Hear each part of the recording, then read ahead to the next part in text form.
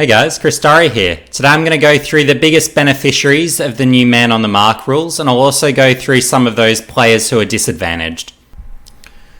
So to go through some of the types the new rules help, so the new man on the mark rules. So I'm seeing it really opening up in particular the game for key forwards and leading forwards. So what we're getting now with less stoppages and much cleaner, quicker ball movement, ultimately it really opens up the game for these types to really be more involved and to get on the end of it a lot more. So that's why ultimately, or what's playing a big part in Taylor Walker's early season success. And then I think it also contributed to Josh Bruce's 10-goal haul last week. So I think we'll be seeing a bit more of that, and it ultimately opens up games for key forwards to have an even greater impact. And same story with those leading forwards.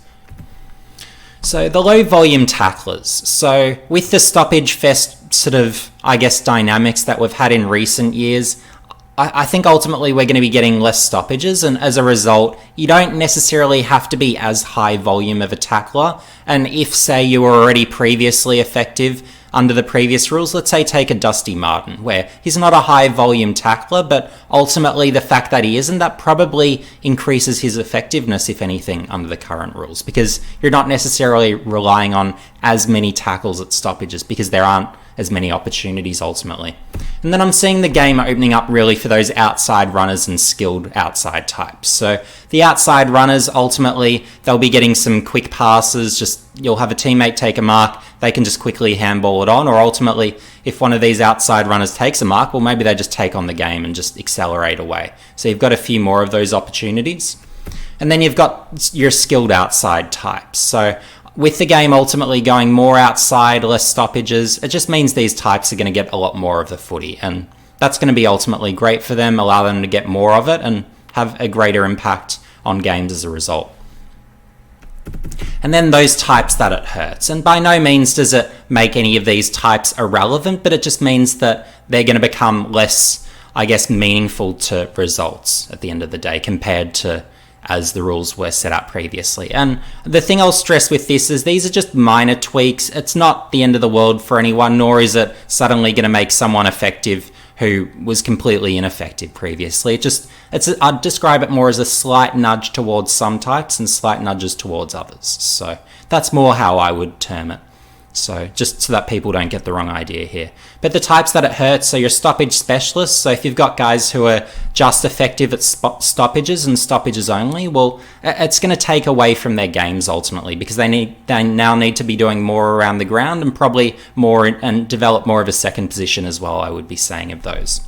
So your high volume tacklers, so again, those where you've got them at stoppages to really tackle, get high volume tackles. Well, again, without as many stoppages and with more sort of flowing football, they're not going to necessarily have as much of an impact on games. Of course, they're still going to be effective, but it lessens or dampens their impact slightly.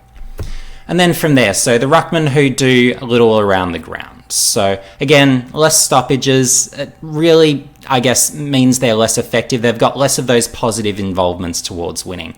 Whereas those who maybe do a bit more of around the ground might be more in the positive, because then they can impact games more. So whether they're types that stream forward, are those forward of centre marking types, or those who get back and take marks, or whatever the case may be. Maybe they're a bailout kick down the line. So those types are more the ones that I think really will be a bit more useful. And it makes even a Tim English, and I've spoken about him in the past, but he's someone where I've never seen him as a viable ruckman, but under these new rules, look, it makes him that little bit more viable for me, where although he's a liability at stoppages, if you've got less stoppages and he kills everyone around the ground, well, maybe that makes him a bit more viable.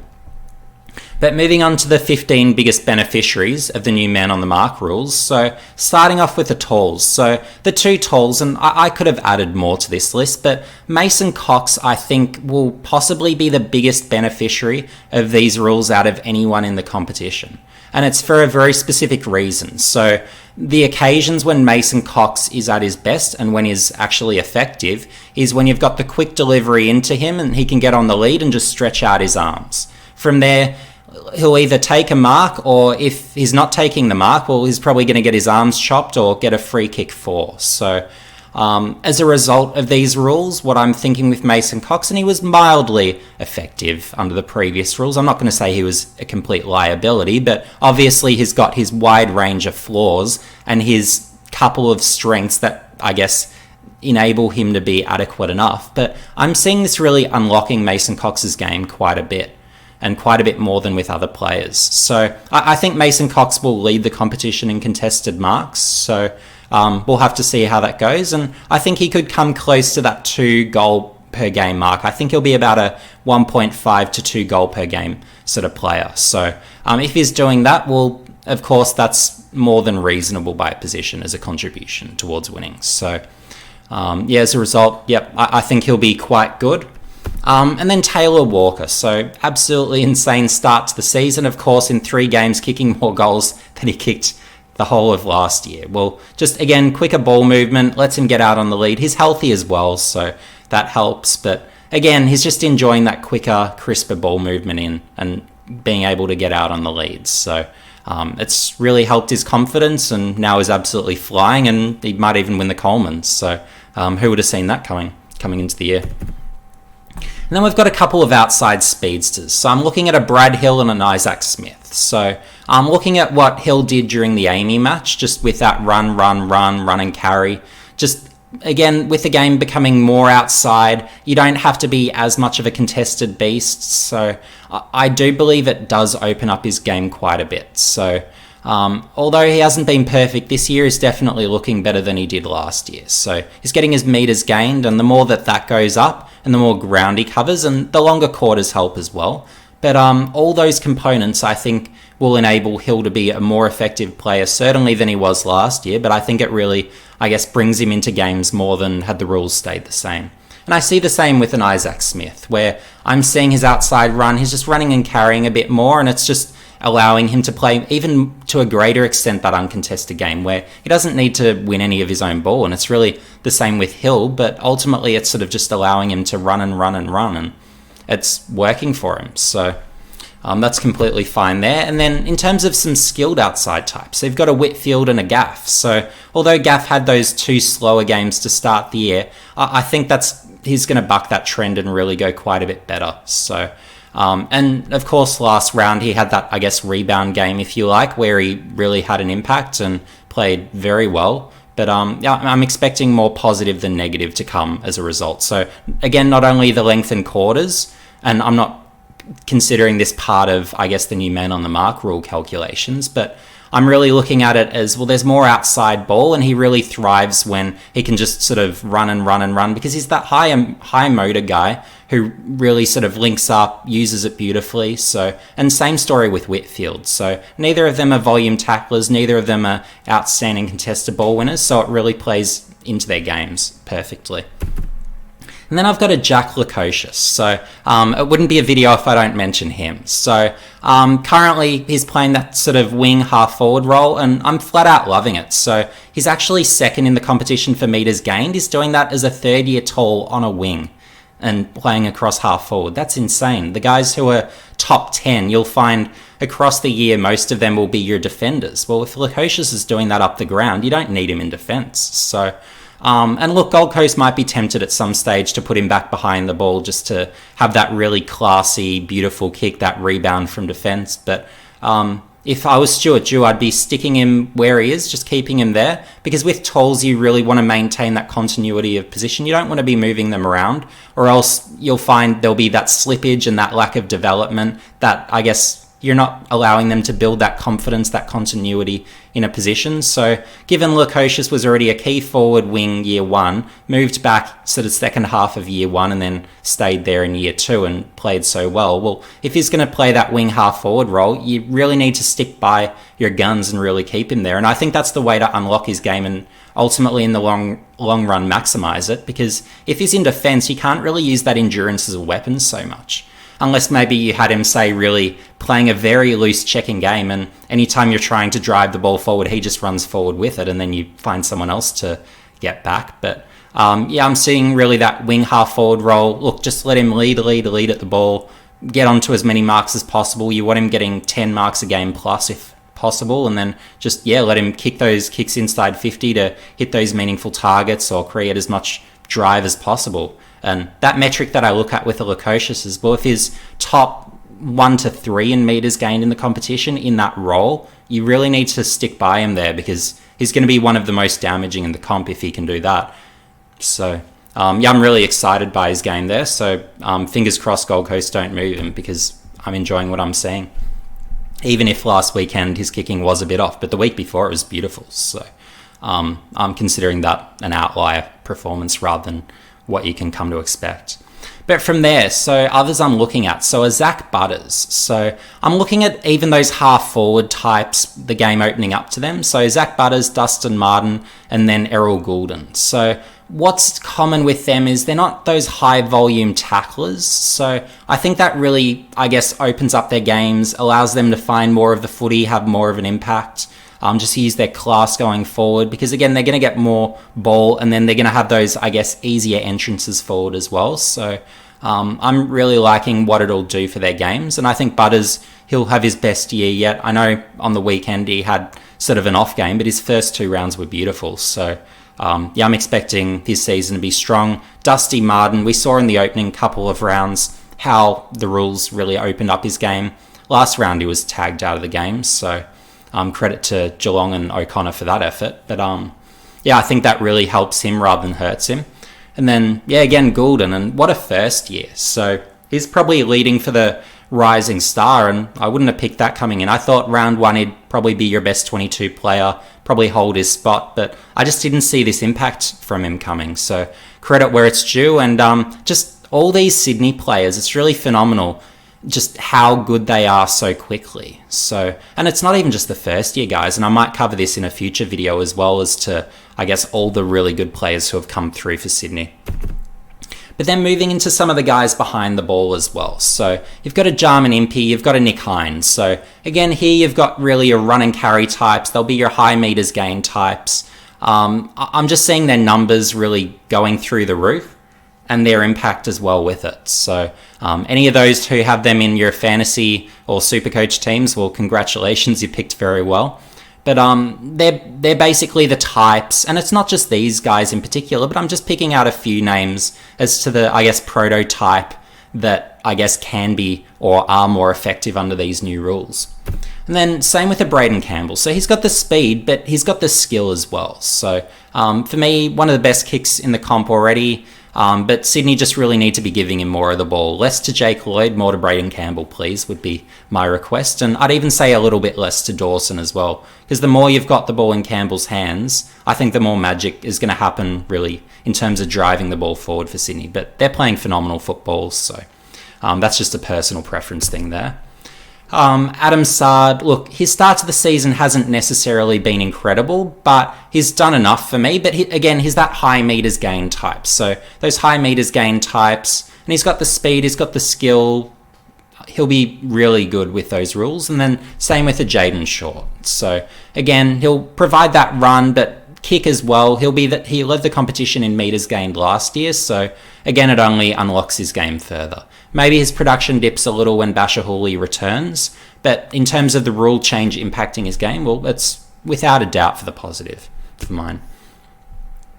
And then we've got 10 players that I've picked out who it negatively impacts. And again, with all these guys, they're still going to be very effective this year. They're still going to be really influential, but in saying that, the rule changes slightly diminish their impact, not by a lot, but just a little bit. So starting off with some rucks, so I'm looking at a Nick Nat. So where does he have his impact? Well, it's at stoppages. Whereas someone where if he's not getting the hit out, well, he'll follow up at ground level, he'll win his own ball, tackle with enthusiasm. Well, with those aspects of the game being how he impacts games the most, and he's been one of the best players to open the season, but because there's less stoppages, well, if there were more stoppages, he'd be impacting games even to a greater extent. So the fact that there's less stoppages, it slightly reduces that potential there. So, but yeah, beautiful start to the year, and that's why I'm saying it doesn't by any means wipe out any of these guys, but it just means it slightly reduces what could be their production, I suppose, or overall impact on games.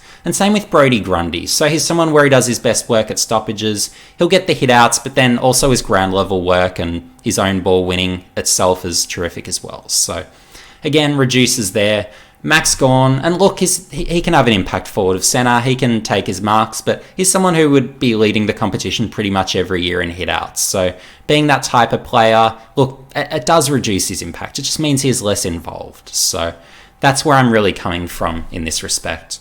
And then from there, you've got a Jared Whitson. Look, unfortunately, he's out for the season. I believe it's an ACL, but yeah, obviously he's another where, look, he's a high hit-out player. He's obviously very good at stoppages. He can follow up when his own ball tackles. So he's got those sort of tools where he does his best work at stoppages. He's fine around the ground, does find a little bit. But again, you really want more stoppages rather than less to really maximise his game. And then from there, so moving into some of, I guess, the midfielders that are impacted. So Hugh Greenwood, so incredibly high volume contested ball winner. It reduces his impact somewhat because, again, there's going to be more outside ball, less stoppages. It just means he can't impact as meaningfully as otherwise could be the case. Tom Rockcliffe, same story. High volume contested ball winner, just means less impact. Same story with Josh Dunkley, Patrick Cripps, Tom Green, Jacob Hopper. So all those types. And again, they're not going to be wiped out. They're all still going to potentially have good seasons, but it just slightly reduces how impactful they can be because all those guys are your extremely high volume contested ball winners. So it just takes that out of the equation there as well. And anyone who's high volume tacklers, well, same story there.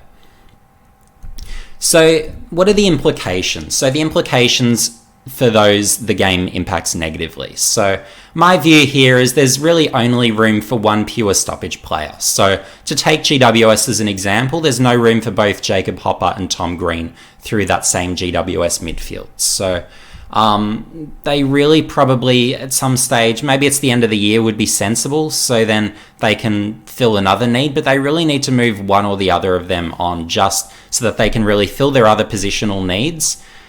Because you can't really run them both in the same midfield. Just with fewer stoppages, it doesn't allow them both to be as impactful as you really need in that position. Because you need guys who do more around the ground. And the likes of Hopper and Green, they're your types where they can win your 300 contested possessions per year. They could be your 150 clearance per year per sort of 22 game type mid. So phenomenal stoppage players. But in terms of around the ground stuff, forward of centre, look, they can play a little bit as forwards, but you don't really want to play them heavy minutes there. So they're really just there for, I guess, what is their midfield impact. So yeah, given that, they really need to look to move one of them on. Maybe a Essendon or some other club needing that, I guess, first possession winner could sort of capitalise as a result. But my recommendation here would be, I'd still be recommending for clubs to at least have one first possession sort of winning specialist. Because I do believe there's still room for that, but just not the two would be my comment there. Because stoppages will still matter and still matter immensely, but I guess just with fewer, you just have to take that into account. So that's, I guess, where I'm sort of looking at that equation there. But it basically means there's greater onus on the stoppage specialists to grow into second positions. So whether that's forward or back, really. And if they can add those outside components to their games in addition to all that, well, then we're getting into bonus territory. But that's sort of how I'm seeing that. And then for the ruckman as well. So those who are your stoppage specialists and your tap specialists, so they're still viable, but those who are better around the ground ultimately and can jump forward of centre, grab those marks, can get back, take those intercept marks, ultimately they're the ones that are going to be increasingly valuable. So they're the sort of things I'd be looking out for more there. And then with young rucks, I think they'll be more so developed to a greater extent with a view towards, I guess, mobility and impact around the ground. Because again, less stoppages, more sort of play around the ground, you really need to be able to do that. And you're even seeing guys like, let's say, take a Mark Pitternet as one example. So he's not an overly good ruckman. So if you looked at, say, his game against Brodie Grundy as one example, well, he got absolutely smashed through the ruck, but he was adequate enough in that game because he got forward of centre and created that marking target. So it really brings guys like that into the game. If you've got those sort of capabilities where you can get forward of centre and really present up at the footy and be that marking target. So if you've got those other additional tricks beyond, I guess, having an impact at stoppages, well, it really gives you greater chances to ultimately be able to stick around and have an impact. So if I was to look at a prototype player that I'd be looking at that would be, I guess, the ultimate, well, I'd be looking at someone like a Dean Cox from your previous generation of ruckman, where, again, is a great ruckman and has great ruck craft, but he was also great around the ground, had that elite endurance base, had the skills. He'd take your marks forward of centre, hit the scoreboard. He could push back, take your intercept marks. If you need him to share the ruck load, he could be a genuine key forward, kick your goal a game, if not more than that, so, and be that, I guess, contested marking target. So if you've got all those ingredients or the best combination of those as possible, ultimately that's what I would be looking at in a ruckman, with, I guess, the direction of the rule changes, and I think even how the rules will even continue trending beyond this moment in time. And for those of you who haven't already, make sure you check out my April AFL draft power rankings. I go through my top 10, and I've got some brief profiles on some of them, so make sure you have a look through there at all those names.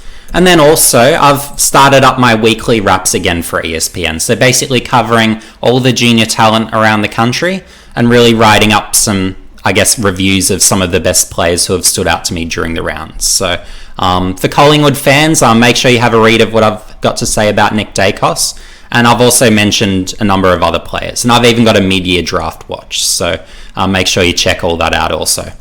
Thanks for making it to the end, guys, and if you enjoyed this video, make sure you give it a like, and subscribe and hit the notification bell if you haven't already, and let me know in the comments section below, who are the players in your mind that have, I guess, best enjoyed these new rule changes, and are there any components that I've missed in my analysis? That would be something I'd be interested to hear also. Any other, I guess, observations out there that have been made. But anyway, guys, see you in the next video.